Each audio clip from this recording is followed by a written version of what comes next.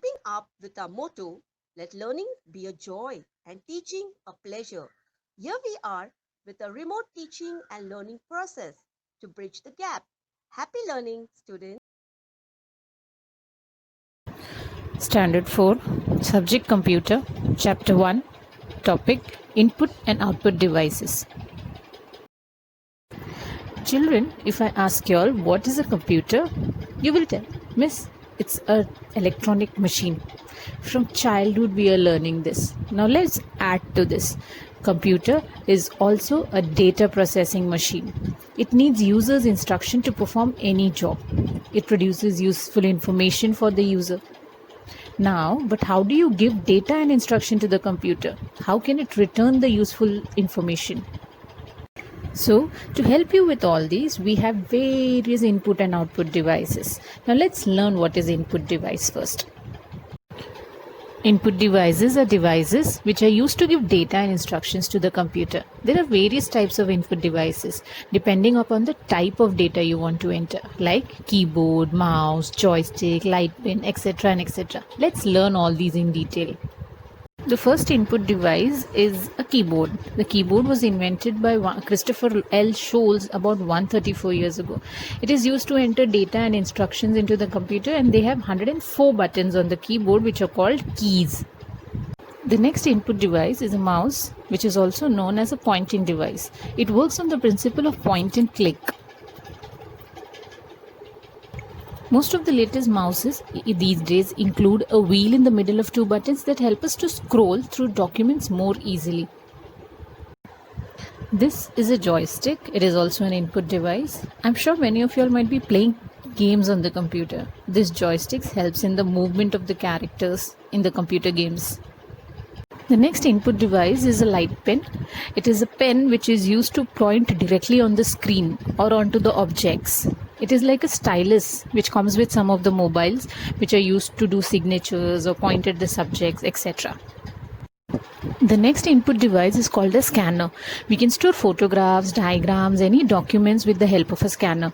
The scanner reads the image and saves it in the computer as a file.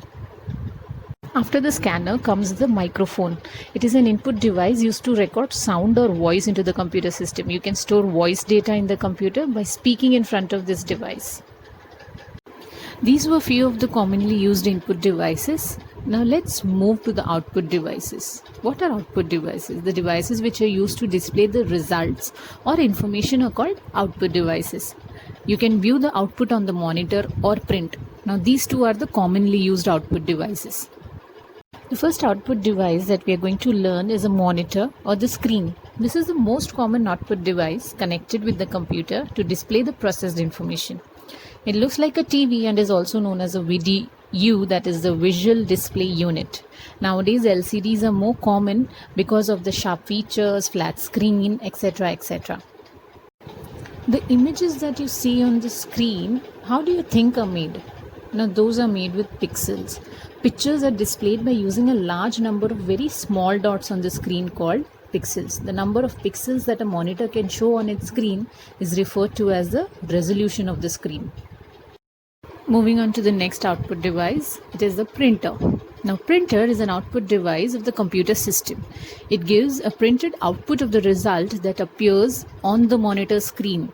You can take printout of any picture or any file. That printout what you take is called an hard copy. This output can also be preserved.